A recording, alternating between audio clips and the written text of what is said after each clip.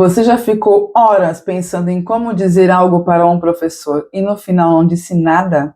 Já deixou uma situação de desempenho fraco se arrastar por meses porque não queria criar tensão na equipe?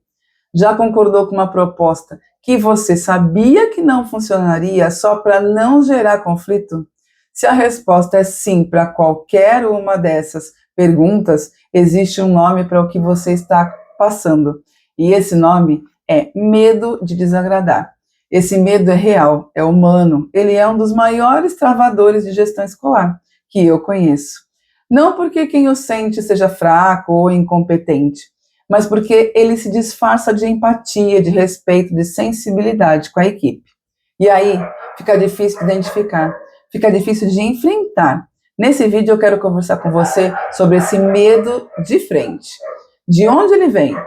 O que ele faz com a sua liderança e, principalmente, como você lidera com firmeza, sem perder o respeito e a relação que construiu com a sua equipe. Oi, pessoal, sou Luciana Barroso, gestora escolar, e aqui você encontra vídeos de educação e gestão num só lugar. Toda semana tem vídeo novo por aqui. Antes de falar sobre o que fazer, é preciso falar de onde esse medo vem, porque entender a raiz é o que diferencia essa mudança real de uma performance de coragem que dura 3 dias. O medo de desagradar na gestão escolar tem origens muito concretas. A primeira delas é a trajetória. A maioria dos gestores e coordenadores escolares foi professor antes. E professor que vira gestor de uma hora para outra precisa aprender a liderar as mesmas pessoas com quem dividiu sala durante anos. Isso é delicado.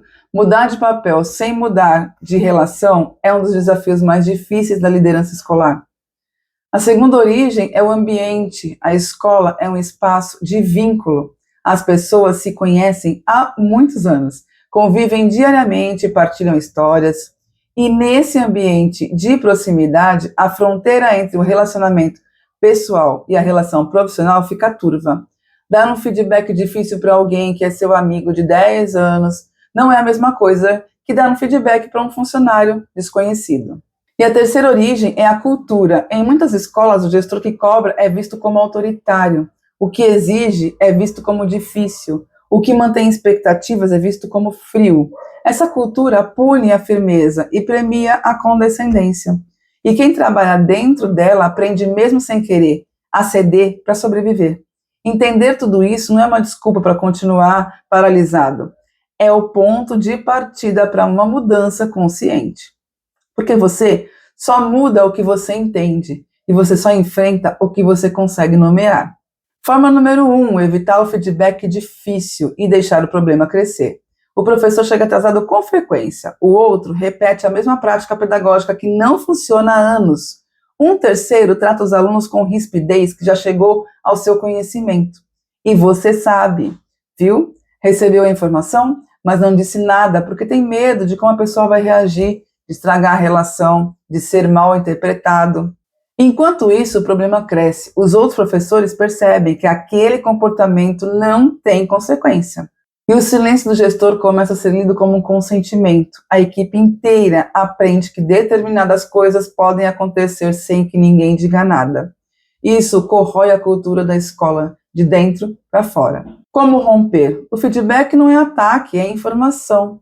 E dar essa informação de forma respeitosa é um dos atos mais generosos que um gestor pode fazer por um profissional.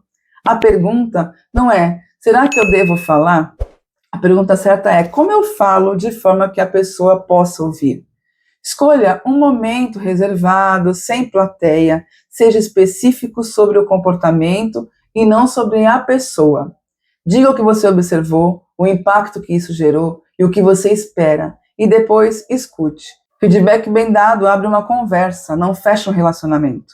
Segundo ponto, ceder às pressões informais da equipe. Você toma uma decisão, um professor reclama no corredor, outro faz cara feia na reunião, um grupo começa a comentar nos bastidores que a decisão foi injusta. E aí, sem que ninguém tenha pedido formalmente, sem que nenhum argumento novo tenha sido apresentado, você recua. Muda a decisão ou simplesmente deixa de implementá-la. Isso tem um nome na literatura de liderança, é a gestão por pressão. Porque ensina a equipe que o caminho mais eficiente para mudar uma decisão não é o diálogo aberto, é a pressão velada, murmúrio, cara feia, comentário no corredor. E quando a equipe aprende isso, começa a usá-lo sistematicamente. E o gestor perde progressivamente a capacidade de liderar. Diferencie pressão de argumento. Se alguém apresentar uma razão nova, um dado que você não tinha, uma perspectiva legítima, que mude a análise, reconsidere. Forma número 3, tratar todos da mesma forma para não parecer parcial ou acabar sendo injusto. Esse parece um comportamento correto, mas esconde uma armadilha. O gestor que trata todo mundo exatamente igual, as mesmas cobranças, as mesmas concessões, o mesmo tom, o mesmo acompanhamento, está confundindo equidade com igualdade. Equidade não é dar o mesmo para todos, é dar o que cada um precisa para chegar no mesmo lugar. O professor experiente e o professor iniciante têm demandas diferentes. O profissional que está passando por um momento pessoal difícil precisa de um olhar diferente do que está em plena produtividade. Tratar todos igual nesse contexto é ignorar a individualidade de cada pessoa e às vezes é injusto, exatamente com quem mais precisaria de atenção. Abandone a ideia que a liderança justa é liderança idêntica. O que precisa ser igual para todos são os critérios e valores e as expectativas do resultado. O como chegar lá pode e deve ser diferente para cada pessoa. Quando você diferencia sua abordagem com base nas necessidades reais de cada profissional e faz isso de forma transparente, a equipe não lê isso como parcialidade, lê como liderança atenta. E há uma diferença enorme entre as duas coisas. Se você está curtindo esse vídeo, já clica no like para ajudar o canal a chegar para mais pessoas. E se você quer um direcionamento na sua liderança e da sua escola, vou deixar um e-book sobre liderança na descrição desse vídeo para você adquirir.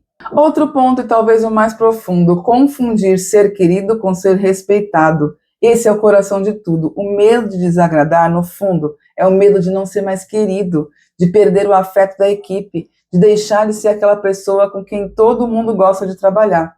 E esse medo é compreensível, porque pertencer importa, e ser aceito também.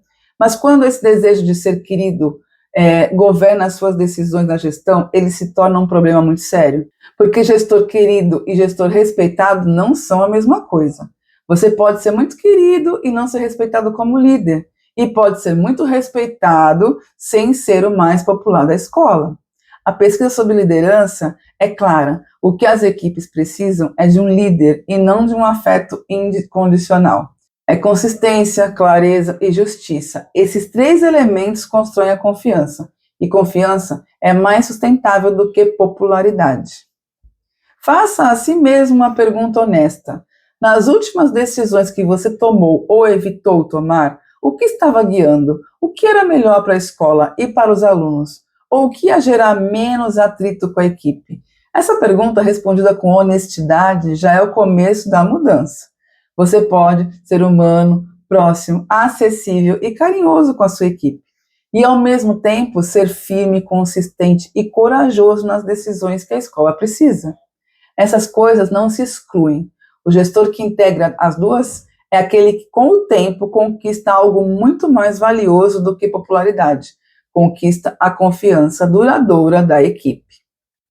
Se você se reconheceu em algum desses pontos, em um, 2 ou em todos, isso não é fraqueza, é honestidade. E honestidade é o primeiro ingrediente de qualquer mudança real. Liderar com coragem não é significado de ser duro, não significa não se importar com as pessoas, não significa abrir mão do cuidado e da proximidade que constroem uma equipe. Significa, sim, ser capaz de dizer o que precisa ser feito, mesmo quando é difícil. A equipe que você lidera merece um gestor que acredita nela o suficiente para ser honesto. E os alunos que essa escola atende merecem uma liderança que não abre mão deles por medo de desagradar a quem está na sala dos professores. Por hoje é só, até o próximo vídeo. Tchau!